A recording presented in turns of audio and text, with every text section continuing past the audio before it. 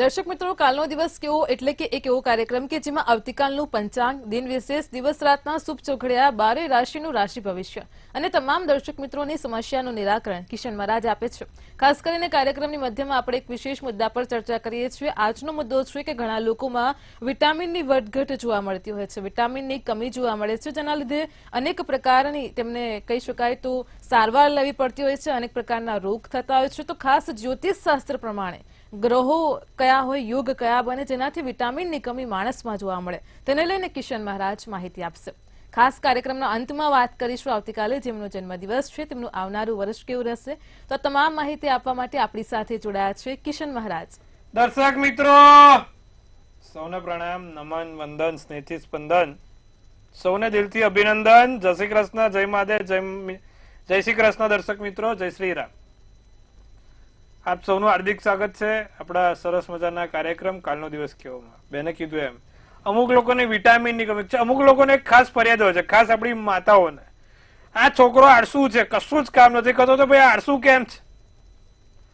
કયા ગ્રહો છે કે જે છોકરાને કે છોકરીને આળસુ બનાવે, કામ કરવાની ઈચ્છા ના કરે? તેની પર આપણા જે હેલોજન વડે પ્રકાશ આપવાનો છે, કારણ કે આપણી માતાઓને પણ બિચારાને ઘણી તકલીફ થાય. 9 વાગ્યાનું કીધું હોય, 10:30 છોકરો ઉઠતો હોય, 5, 10, 15, 20 વાર બૂમો પાડો આવા ગરમીમાં, ત્યારે તો આપણા છોકરા છોકરીને ઊભું થવાનું મન થાય. તો આ બધું બૂમો પાડવી પડે છે. કેમ પાડવી પડે છે? કયા એવા ગ્રહો છે કે બાળકને આળસુ બનાવે? તેની પર આજે આપણે સરસ મજાનો, અત્યારે કાળઝાળ ગરમીનો પ્રકાશ છે જ ઓલરેડી, તો પણ થોડો વધારે પ્રકાશ નાખીને આપણે એનો પ્રશ્નનું નિવારણ લાવીશું, શું કરવાથી લાભ થાય. અને આજે આપણે પહેલા વાત કરીશું, અમાસ છે ભાઈ, મોટી અમાસ. દર્શક મિત્રો ધ્યાનથી, હા, આજે રાતે બહુ રવિવાર છે, બહાર ના નીકળતા. કાલે એક તો શનિવારી 14 હતો, નાના મોટા અકસ્માતનો તમે જોયો હશે, અને આજે બી રવિવારી અમાસ મોટી, એમાંય ચૈત્ર મહિનાની. બને ત્યાં સુધી બહુ મોડી રાત સુધી બહાર ના નીકળવું દર્શક મિત્રો, નાની મોટી તકલીફ થાય એના કરતા રહેવા દેજો. પ્રકાશ આપણે પાડવાનો છે ખાસ રસપ્રદ મુદ્દા ઉપર. પહેલા પંચાંગ થી વાત કરીશું. જી બેન. જી મહારાજ, કાર્યક્રમની શરૂઆતમાં સૌપ્રથમ તો દર્શક મિત્રોને આવતીકાલના પંચાંગની માહિતી આપો. 28/4/2025 ને સોમવાર કાલે તિથિ વિક્રમ સંવત 2081 વૈશાખ મહિનો બેસશે ભાઈ. વૈશાખ મહિનો બેસશે એટલે જે લોકોને ઘરે શરણાઈઓ વગાડવી છે, માંગલિક કામ કરવા છે, બધું જ થશે. વૈશાખ મહિનામાં દરેક સારા કામ થાય. આ મહિનો એક જ મહિનો છે જેમાં બધું સારું કામ થાય. પછી નહીં, પછી સીધું નવેમ્બર ડિસેમ્બર.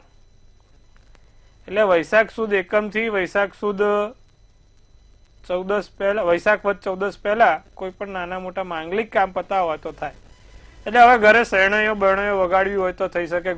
ઘોડે ચડી જવું છે, ઘોડે સવારી કરવી છે, પછી તમારી સવારી થાય. એક મહિનો છે ભાઈ, પછી માંગલિક કાર્યો કરો, પીપુડી તમારી પછી વાગે. પેલા શરણાઈઓ તમે લોકોની વગાડો, પછી તમારી વાગે.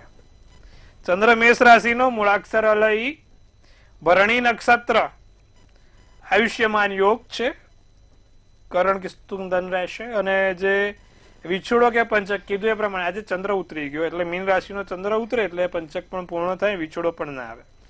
સૂર્ય મેષ રાશિમાં, ચંદ્ર મેષ રાશિમાં. વહેલી સવારના 6:10 નો સૂર્યોદય, તો સૂર્યાસ્ત સાંજે 7:05 રહેશે.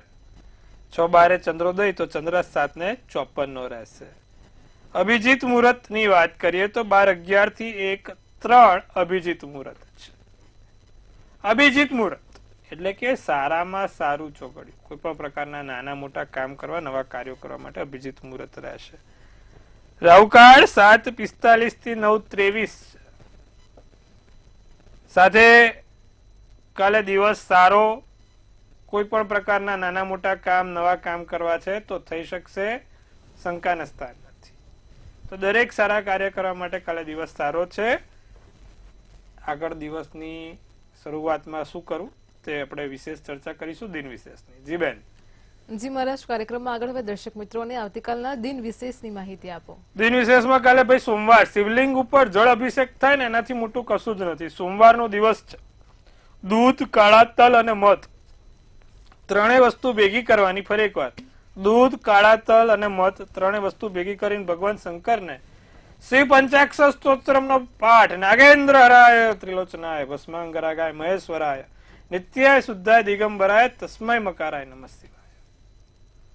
તો શિવ પંચાક્ષર સ્તોત્રમનો પાઠ કરતા કરતા આ બેસતા મહિનામાં ભગવાન શંકરની પૂજા કરજો. મહિનો સારો જાય. પહેલું ચોગડિયું દિવસનું અમૃત રહેશે 6:10 થી 7:45 કલાકનું. બીજું શુભ ચોગડિયું 9:23 થી 11 કલાકનું છે. ત્રીજું લાભ ચોગડિયું 3:51 થી 5:28 કલાકનું. ને પછી આવશે અમૃત ચોગડિયું 5:28 થી 7:05 કલાકનું. આ બધા તમને મેં કીધું એ પ્રમાણે ચોગડિયાની વાત છે. કાલે કોઈ પણ પ્રકારના નાના મોટા કામ કરવા છે, સારા કાર્યો કરવા છે, તો આ ચોગડિયા આપ્યા તમને. બરાબર? માંગલિક કામ, નવા કામ, સારા કામ કે નવી વસ્તુની શરૂઆત કરી છે, આ બધા ચોગડિયા સારા છે. રાત્રિનું ચોગડિયું લાભ છે જે 11:14 થી 12:36 કલાકનું છે.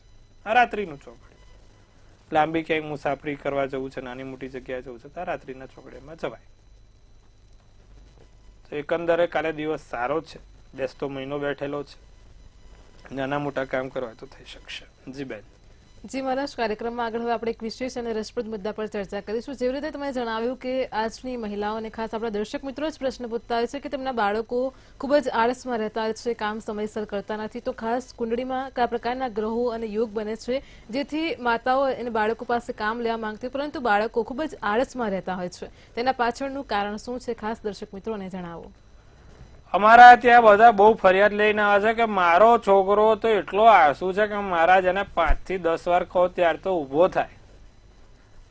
રાજા ધીરાજ છે ભાઈ, અને કશું બોલાય નહીં. અમારી દીકરી એવી સરસ મજાની મહારાણી છે કે એને કહીએ તો ખોટું લાગે. ધીમે ધીમે કામ કરે, એકદમ શાંતિથી, કોઈ ઉતાવળ નથી. અચ્છા, મન થાય તો કામ કરે, નહીં તો જય શ્રી કૃષ્ણ કરે. શાક સમારવાનું કહીએ તો શાકનો વઘારે પતી જાય ત્યારે માણ કે પેલું આમ એક થાય. બધા અમુક વ્યક્તિ કેવું એકદમ ધીમેથી કામ કરે, શાંતિથી કામ કરે, હોતા હૈ, ચલતા હૈ, થાતા હૈ, એવું છે. તો એની પાછળ શું છે આ કારણ? હોતા હૈ, ચલતા હૈ, થાતા હૈ ની પાછળનું કારણ. જયારે કોઈની કુંડળીમાં સૂર્ય નબળો બન્યો, સૂર્ય છે ને એક્ટિવ ગ્રહ છે. ફરી એક વાર, સૂર્ય ગ્રહ ને એક્ટિવ ગ્રહ. સૂર્ય તમે જો કેવો તેજ આપે છે, એટલા માટે જેનો કુંડળીમાં સૂર્ય બહુ જ એક્ટિવ હોય એ વ્યક્તિ ખૂબ એક્ટિવ હોય. પણ જો કુંડળીમાં સૂર્ય નબળો થયો, સૂર્ય અસ્તનો થયો, એટલે વ્યક્તિ પણ ધીમે ધીમે, અને એમ ખાડે ગયો, 6ઠે 8મે કે 12મે હોય, અને એમાં ખાડાનો થઈને બેઠો હોય, તો માણસ હોતી હે ચલતી હે કરે રાખે. થશે ભાઈ, તમે ચિંતા ના કરો. ઉઠાય છે, શું વાંધો છે? થાય છે, શું વાંધો છે? આવું બધું આ કાઉન્ટર બેક સવાલ તમને આપે. તમે કહો ભાઈ ઉઠું ઉઠ, એટલે કે ભાઈ થાય છે ભાઈ, શાંતિ રાખો, ઉઠાય છે, થશે કામ.